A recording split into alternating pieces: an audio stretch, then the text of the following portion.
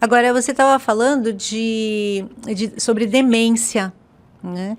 E um dado importante que a gente estava conversando é que 5% da população entre 60 e 65 anos, 5%, apresentam algum grau de demência. E conforme a idade vai avançando, esse número se multiplica, né? Então, é uma grande quantidade, né, A demência, desde 2012, a Organização Mundial de Saúde, junto com a Alzheimer Disease International, ela já considerava a demência como um problema de saúde pública, como uma prioridade. É tanto que, desde 2007, se eu não me engano, todos os países do mundo foram convocados a já elaborar os planos nacionais de demência, porque é algo que todo o mundo vai ter que lidar com isso. O Brasil não é diferente, em Santos também.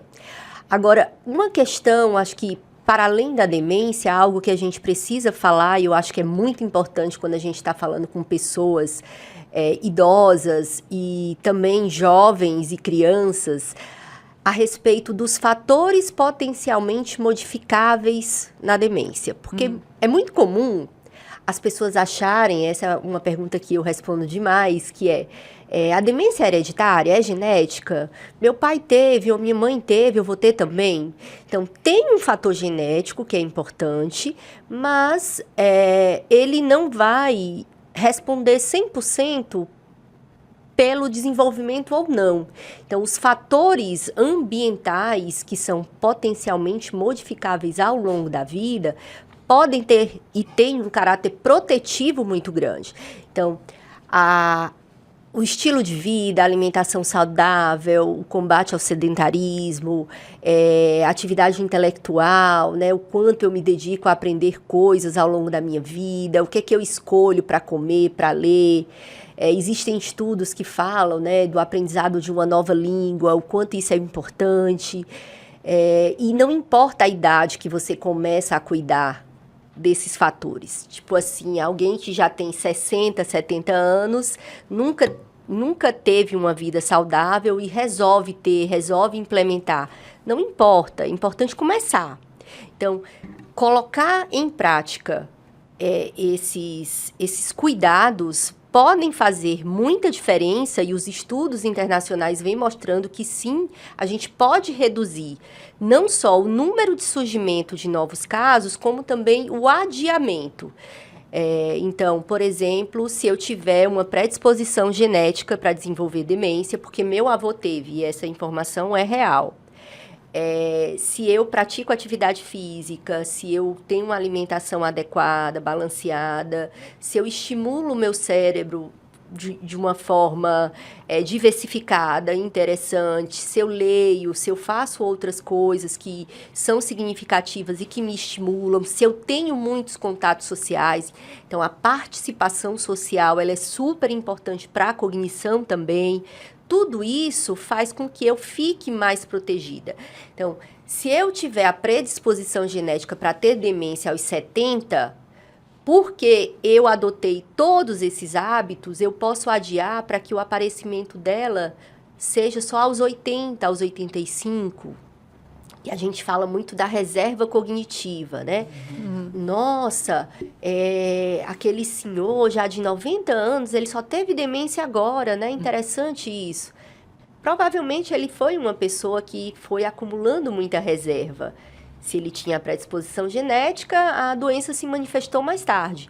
E a gente sabe que quanto mais tarde a demência se manifesta, melhor é o prognóstico, ou seja, ela vai evoluir de uma forma mais, como é que eu posso dizer, menos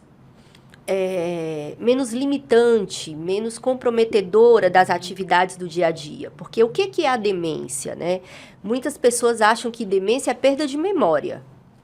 Isso acontecia há um tempo atrás. A gente tinha essa compreensão de que demência era perda de memória. Desde 2014, se eu não me engano, ou 2012, agora eu não vou lembrar, você pode cortar isso.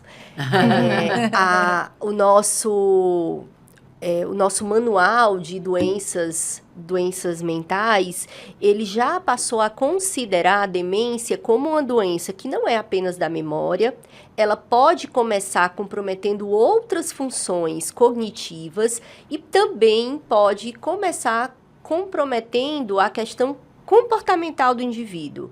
Então, nossa, o papai estava bem, de repente ele começou com alteração de personalidade, começou a utilizar um vocabulário Dá uns que ele exemplos para as pessoas se que ele situarem. nunca falou. De repente ele começou a falar palavrão, começou a passar alguma moça, ele começava a Mexer com...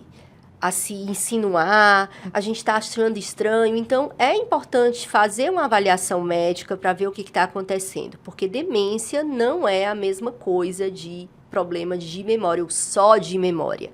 Além de ter que ter alguma dessas alterações, tem que ter um impacto na funcionalidade desse indivíduo. Ou seja, é um indivíduo que sempre fazia as coisas e, de repente, ele começa a ter dificuldade de continuar fazendo. Por exemplo, a gente tinha um dentista que a gente atendia, era um senhor com mais de 70 anos, e, de repente, foi a secretária do consultório que começou a observar que ele ia para o consultório de chinelo, que durante o atendimento ele esquecia o que ele tinha que fazer e os seus pacientes começaram a perceber.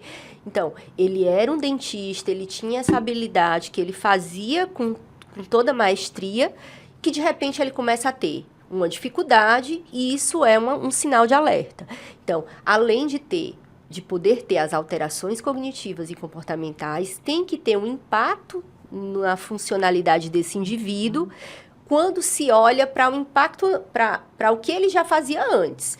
Então, não é que uma pessoa que nunca cozinhou e de repente a filha chega e diz, mamãe, faça tal coisa para mim. Ela olha para a mãe e a mãe tem dificuldade, ela diz, nossa, será que a mamãe está com demência? Se ela nunca cozinhou, ela não vai saber cozinhar. Não é a partir daí que você tem que fazer a sua avaliação, né? Mas olhar para essa pessoa, como ela era antes, o que é que ela fazia antes e o que é que ela está tendo dificuldade. Houve uma alteração? Aí sim, a família ou a própria pessoa com demência pode procurar um profissional especializado. A outra pergunta que as pessoas sempre fazem, quem é o melhor profissional para avaliar, para atender, quem que eu posso levar? Normalmente, a gente recomenda um geriatra, mas existem também psiquiatras, neurologistas que são especializados na geriatria e que eles podem também fazer essa avaliação, esse diagnóstico.